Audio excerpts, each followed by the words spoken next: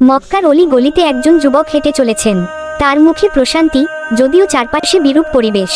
একসময় মক্কার বুকে এক যুবক ছিলেন, যার নাম ছিল মুহাম্মদ সা। তিনি মানুষকে এক আল্লাহর পথে ডাকতেন, কিন্তু অনেকেই তার বিরোধিতা করত। কিছু লোক মুহাম্মদ সা কে লক্ষ্য করে পাথর ছুঁড়ছে। তিনি ব্যথিত, কিন্তু তার চেহারায় কোনো ক্রোধ নেই।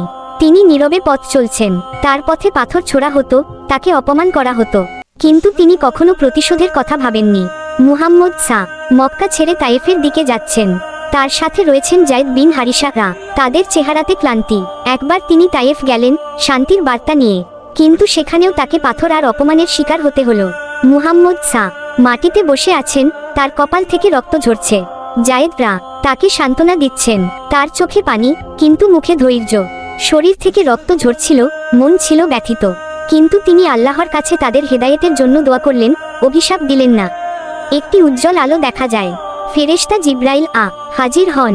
ফেরেশতা জিব্রাইল এসে বললেন, আপনি চাইলে এই দুই পাহাড়কে একত্র করে ওদের ধ্বংস করে দিতে পারি। মুহাম্মদ সা মাথা তুলে তাকান, তার মুখে বিনম্র হাসি।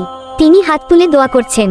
নবীজি সা জবাব দিলেন, না, আমি আশা করি তাদের বংশধরদের মধ্য থেকে এমন মানুষ আসবে যারা শুধু এক আল্লাহর ইবাদত করবে। ক্ষমা ও ধৈর্য ভেসে ওঠে। এটিই ছিল তার মহানুভবতা, যা আমাদের শেখায় ক্ষমা, ধৈর্য আর ভালোবাসার শক্তি।